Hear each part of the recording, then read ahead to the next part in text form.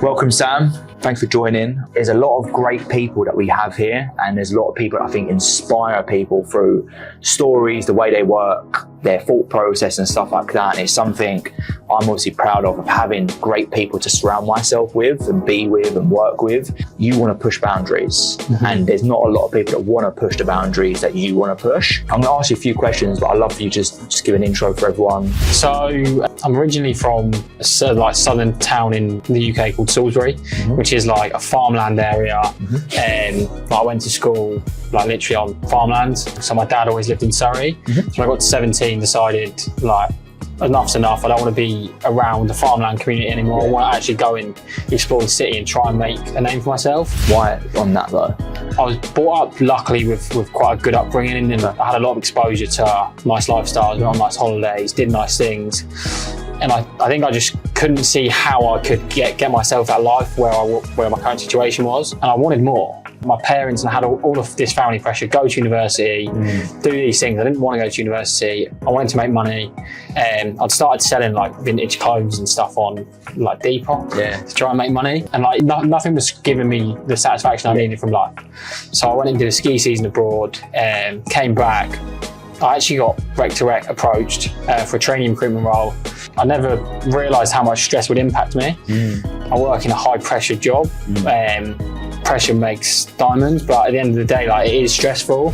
I'm living away from family, living away from friends, and like I do want to be able to take myself to the next level in terms of not just professionally, but continual personal. Like I want to become a better person, and I genuinely am motivated to lead from the front, inspire other people. How do you think because obviously you said I went through the ranks, you got tarnished by this brush of your previous leader. What was the old Sam leader versus where you are now versus where you want to get to? It's just like a free question. Where I was extremely selfish, and not that being selfish is a bad thing, but I didn't care about my team. I cared about how much money the team did so that I got paid my bonuses, my commission, etc. I never spent any time doing one-to-ones or anything like that. I never looked at KPIs. I never looked at like, am I developing those people? It was just basically almost like a finger pointing bashing. You do this, you do that.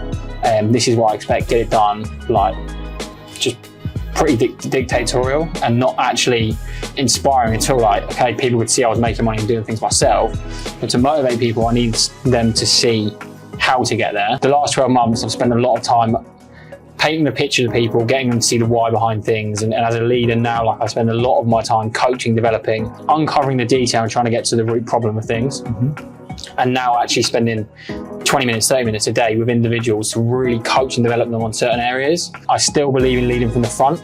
I still want to be involved in big conversations. I still want to show people that I can do it. No one's ever going to back me as a leader if I can't help them and develop them. But the next sort of phase is now like, I want to be able to genuinely impact people as people. I can take people to be great recruiters, but what am I doing outside of their recruitment lives and outside of their professional career to make them better people? Something I've learned from you, actually. You've made me a better person by working closely with me. That's what I want to become now, is the leader that can genuinely change people's lives. Because yes, I can get buy-in from a recruitment perspective, but to build a very good DNA and culture, people need to feel like I can really help them in all aspects of their life. So that's like the next phase.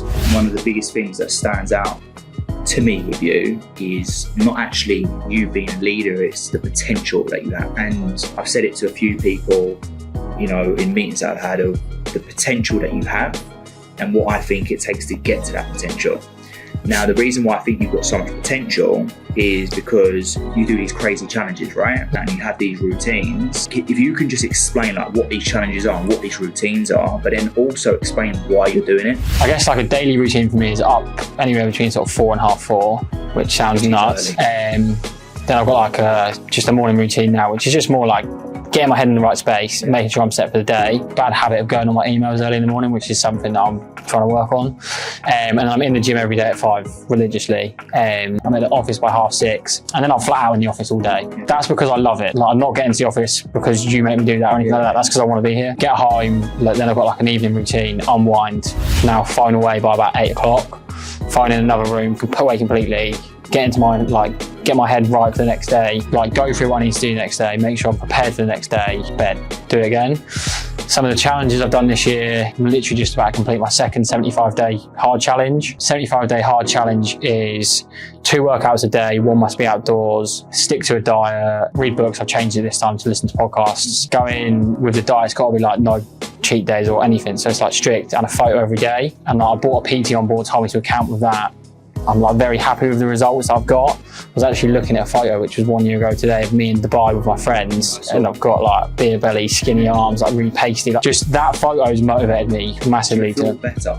Yeah, I feel incredible. I think to do great things, you've got to do great things, and to separate, you've got to do what people that don't like doing them things, and that's the biggest thing. But why do you do all of this? Because this is like extraordinary stuff. That shows me that if you're challenging yourself, growing yourself, pushing yourself, all of them things, the boundary stuff, you're doing a lot of hard things before you even get to the office, which I'm a big believer about. It's impossible to be unsuccessful. So why do you do all of these things? Now it's just like routine, but like the original reason behind all of it is I wanted to push myself further and develop more. Ultimately, I'm very driven by money, but not just because I want 6 figures is sat in a bank account somewhere. I'm very driven to give back to the people that have put me in this situation. One thing that motivates me a lot is I want to have the ability to retire my parents. I want to know that I'm set up, like my family is looked after now, but also for generational wealth. Like I know that I can do that, and I can see how easy it is to go down that path now. What do you think you struggle with the most career-wise to get to the next level?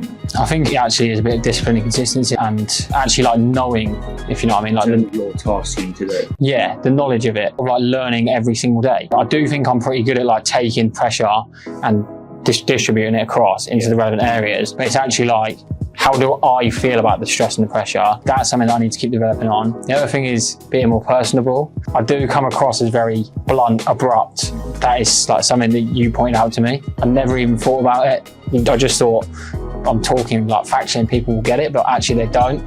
Getting buy-in from people seeing, like, I'm never angry. I'm not angry about stuff. How do you deal with some things that I might pull you on that might be so small or so nitpicky? That's the way I need to be managed. I hate these like, you know, not knowing. Tell me how it is so I can take it. It's gonna be annoying. But like at the end of the day, I feel frustrated. You frustrated me. I'm like, what? I feel like I'm letting myself down. Why is Jamie having to see this? Why am I not already knowing it? That's just because I've got very high standards of myself. I feel like I'm letting myself down. But like at the end of the day, like I never walk away from these situations being like, Jamie doesn't back me, Jamie hates me. There's been situations where I'm like, does Jamie trust me? And you've made it absolutely clear you do, and I know that. But it's like, sometimes there can be times when it's so repetitive and I'm like, I'm just frustrated at myself. I'm letting myself down here. This isn't good enough. This isn't the standard. This isn't what I want you to see me like. Do you think you're too hard on yourself? Sometimes. I've got very high standards for what I want from myself. The potential you have with everything you're doing, and you keep on transforming this into work, and the will to get better and break boundaries and do great things. Like I said, it's impossible to be unsuccessful. Yeah. Impossible. Because unsuccessful people are people that don't want to do these sorts of things. Like, you want to come out your comfort zone. Jamie, if you were in my position, if you were to put yourself in my shoes, what would be the next things you would do over the next 12 months? I would continuously review what you're doing, always seek for more in terms of more opportunity, more guidance, more support, like just crave more. Like, crave to learn more. You don't work with coaches, right? I think we spoke about that. We spoke about Michelle, which I think is going to be great for you. What more can you learn?